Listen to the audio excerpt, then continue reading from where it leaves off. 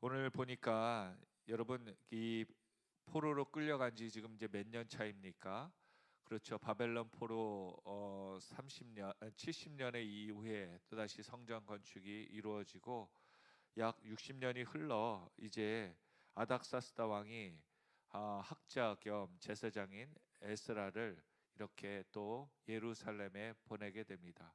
갑자기 왜 보내게 되었을까요?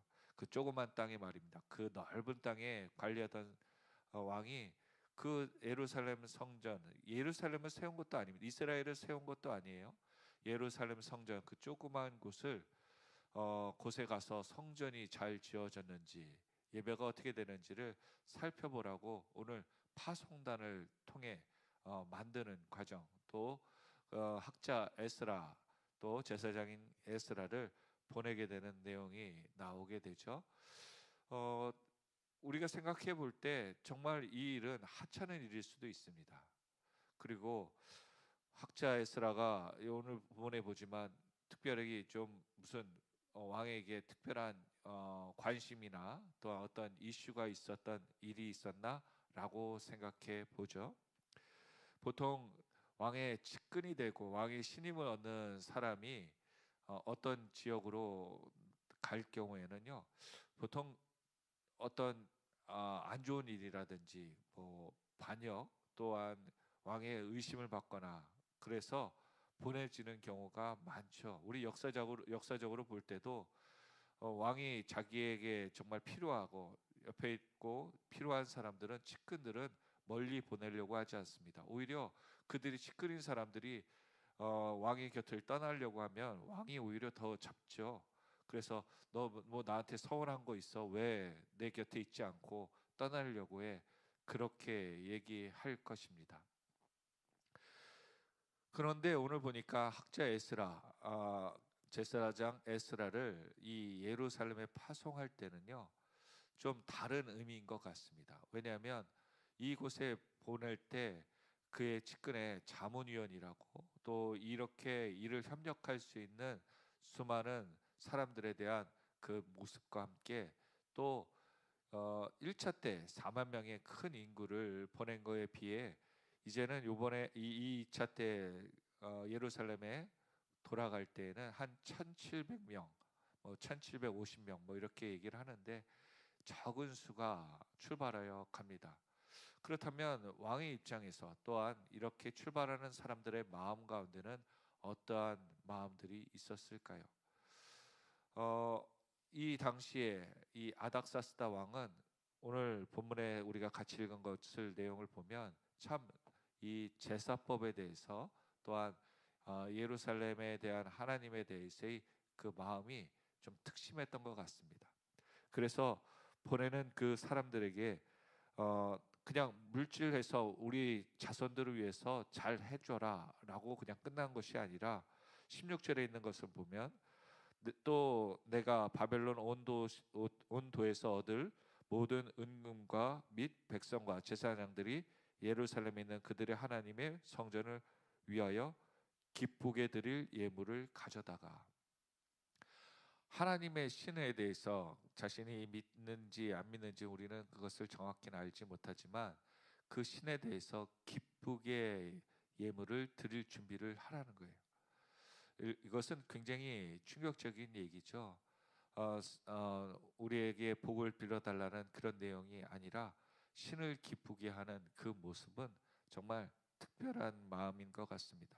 더군다나 17절 이하에 있는 그 제사에 필요한 제물들의 내용들을 보면 이 아닥사스다 왕은 이스라엘에 대한 어떤 하나님에 대한 그 예법이라든지 내용들을 잘 듣고 있었다는 것을 알게 되죠. 오늘 우리가 신앙생활을 하면서 우리에게 필요한 것이 무엇인지 또 필요하지 않은 것이 무엇인지를 우리는 하나님의 예법 가운데도 잘 모르는 경우가 많습니다. 그런데 이방의 왕이 이스라엘의 그 예배가 정말 온전한지 확인하기 위해서 사람들, 특별히 율법학자, 서기관이죠. 인 에스라를 파송하며 그들의 예배를 온전한지 점검하라고 이야기하는 겁니다. 오늘 우리 삶 가운데도 이런 경우가 있죠. 믿지 않는 가정들이 야 그렇게 그렇게 신앙생활 하려면 하지 마라고 하는 말이라든지 야 예배 때 이렇게 늦게 가도 되냐? 나는 안 가지만 너라도 하나님 믿는다면 시간이라도 제대로 가야지. 학교 갈 때는 시간 맞춰가면서 교회 할 때는 왜 이렇게 늦장이냐? 라고 하며 오히려 체근하는 그러한 모습 말입니다. 오늘 우리가 신앙생활을 하면서 우리는 너무나도 하나님에 대해서의 믿음이 어, 오랜 기간 동안 익숙해져서 하나님에 대한 그 지키는 선들이 바로 지켜야 될 선들이 무너져 있는 것은 아닌가 그렇게 생각해 봅니다. 이스라엘 백성들은 하나님을 철저히 섬기며 그 나라의 민족 자체가 하나님의 율법 모세 오경에 준하여서 사는 백성이었는데도 불구하고 하나님에 대한 율법이 제대로 지켜지고 있고 하나님에 대한 예배가 제대로 지켜지는가를 하나님이 이방의 왕을 통해서 이렇게 페르시아의 왕국에 있었던 최고의 리더를 파송하여 보냅니다. 오늘 하나님의 관심은 무엇입니까? 하나님께서는 우리의 삶 가운데 우리가 매너리즘에 빠져서 우리가 신앙생활을 이렇게 하면 되지라고 하는 그 나태한 모습이 아니라 말씀에 준하여 우리가 정말 그렇게 바로 살고 있는지를 점검하기를 원하시는 것 같아요. 그래서 오늘 하나님께서는 우리에게 계속해서 말씀하시는 11절 한번 말씀 볼까요? 여호와의 계명과 계명의 말씀과 이스라엘에게 주신 율례 학자요 학자 겸 제사장인 에스라에게 라고 이 왕이 보낸 그 명령서 초본이죠. 그 원본입니다. 그 원본에 에스라를 이렇게 권위를 세워주며 그가 말씀에 정통하고 또한 하나님의 뜻에 준한 사람이라고 하는 그런 권세를 왕이 더해줍니다. 12절에 있는 것처럼 보면 모든 왕의 왕 아닥사스다 왕은 자신의 표현을 할 때 왕 중에 왕이라고 표현하죠. 그런데 더 위대한 그 왕이 그 자신보다 더 그 하나님의 율법을 더 높입니다. 하늘의 하나님 율법의 완전한 학자 겸 하늘의 하나님 율법을 잘 누구보다도 뛰어나게 알고 있던 자 바로 에스라라고 얘기하며 그를 높입니다.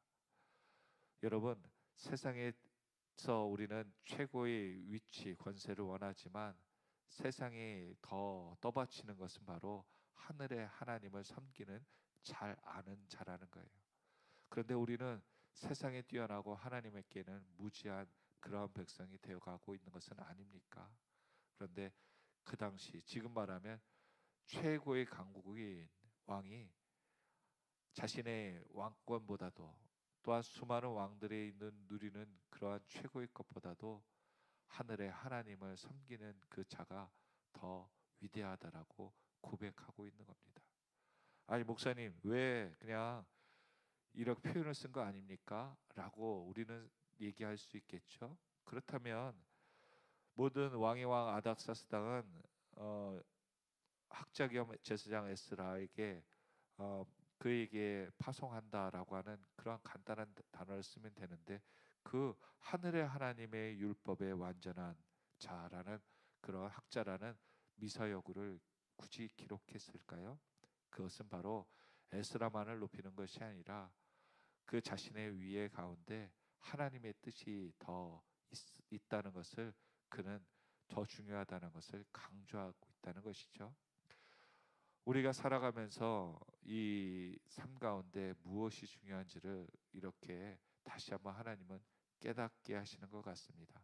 그리고 그가 13절에 보니까 조서를 내려서 이스라엘 백성과 그들의 제사장들과 레위 사람 중에 예루살렘으로 올라갈 뜻이 있는 자는 누구든지 너와 함께 갈지어다.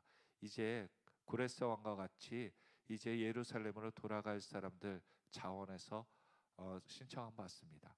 참 2차 때는 더 힘든 것 같아요. 1차 때 간 사람들은 자부심이 있었습니다. 왜냐하면 고생하여서 모든 것들을 이뤄놨고 성전까지 재건축하여 완공했거든요. 그들에게 이제는 뭐 다 된 밥에 밥 숟가락 하나 얻는다고 이렇게 그때 2차 때 뻘쭘하게 간다 그러면 과연 현지에서 또 이렇게 가는 입장에서는 그곳에 가서 제대로 정착할 수 있을까요?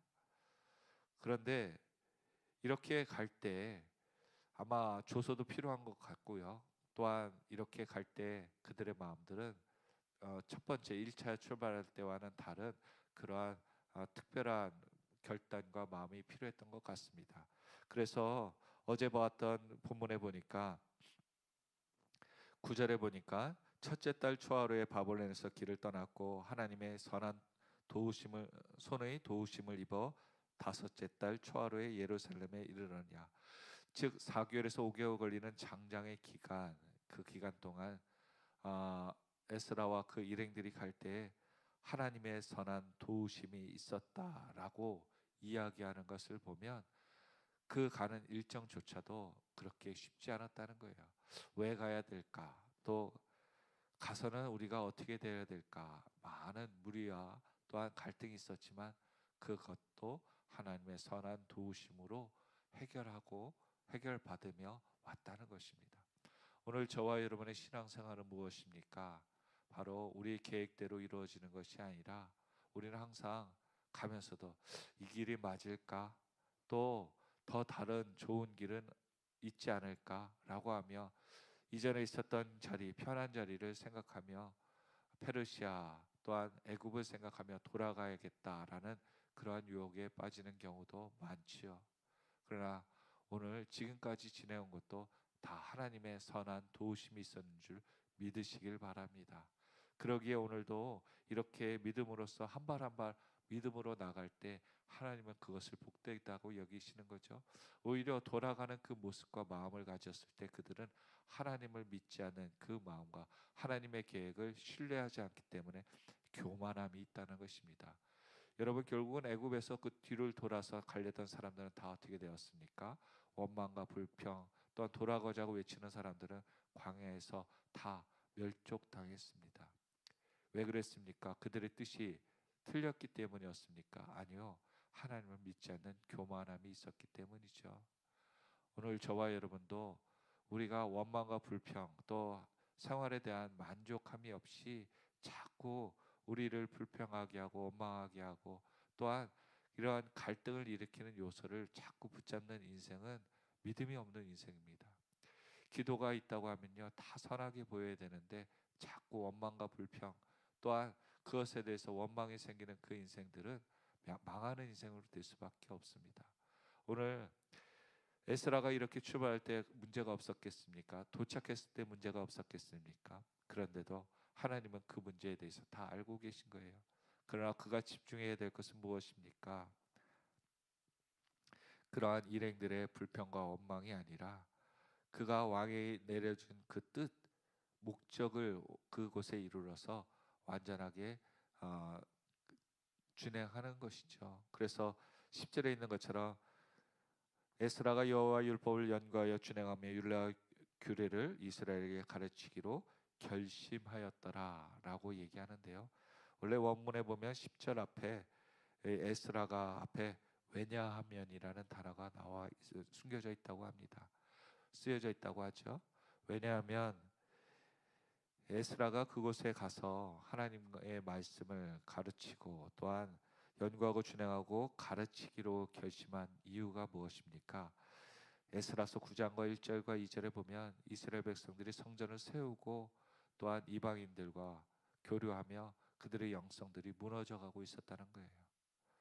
결국 에스라는 그 과정 가운데 제사장이 타락하고 또한 신앙인들이 현지에 있는 사람들이 이 가나안 족속들과 함께 이러한 믿음의 신앙생활을 무너져가는 그 모습을 에스라가 들었을 것이고 또한 그 안타까움에 그들을 바로 세우기 위해서 오늘 에스라는 그 가운데 왕의 명령을 준행하며 그의 모든 인생을 바치기로 한 것 같습니다. 이후에 에스라는 역대기 상하를 쓰며 그 민족들의 본질 그리고 하나님에 대한 그 뿌리를 다시 한번 그들의 백성들이 회복하기를 바란 것이죠. 역사서를 누가 쓸 수 있어요? 역사에 정통한 사람 또한 역사의 뜻을 제대로 해석할 줄 아는 사람입니다. 바로 오늘 11절과 12절에 있는 것처럼 율법에 완전하고 율법을 잘 아는 학자 에스라가 그것이 가능했던 것이죠. 여러분, 근데 오늘 본문에 보니까 아닥사스다 왕은 왜 에스라를 그 곳에 보내게 되었습니까? 1차 때도 제사장 그룹들이 많이 갔는데 말입니다. 그곳에 갔을 때 이제 하나님은 14절에 보면 이렇게 표현하고 있습니다. 너는 내 손에 있는 내 하나님 율법을 따라 또한 유다와 예루살렘의 형편을 살피기 위하여라고 표현을 하고 있습니다. 즉 이스라엘 백성들이 성전을 지어놓고 그들이 하나님의 율법을 지키고 있는지를 점검하고 또한 예루살렘의 지금 상황들이 어떤지를 상황을 파악하기 위해서 왕은 이렇게 리더 그룹을 보내는 겁니다. 사신을 보내는 거죠.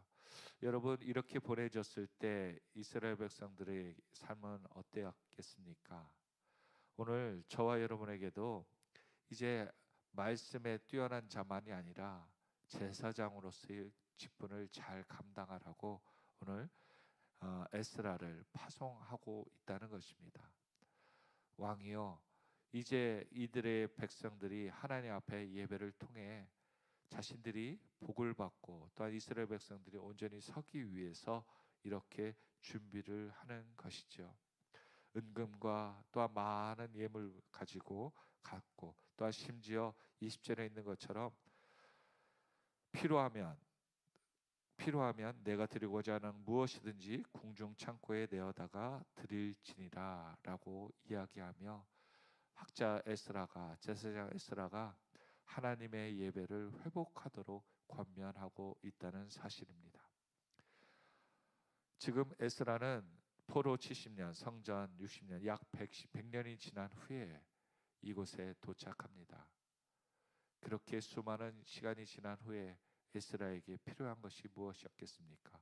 또한 이스라엘 백성들에게 필요한 것이 무엇이었겠습니까?